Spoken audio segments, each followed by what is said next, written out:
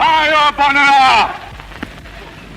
আপনাদের সরকার আশ্বাস দিচ্ছে যে শ্রমিকদের স্বার্থ সব সময় অক্ষুণ্ণ থাকবে।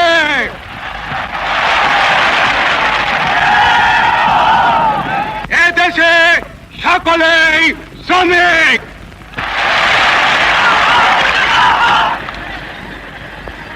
বাংলাদেশের স্বাধীন জনগণ কি চায়? তারা চায় বেঁচে থাকবার অধিকার, যে অধিকার আল্লাহ এই দেশের জনগণকে দিয়েছে। এই অধিকার কেউই কেড়ে নিতে পারবে না। প্রিয় ভাইয়েরা, আমরা বেঁচে থাকবার মতো বেঁচে থাকতে চাই।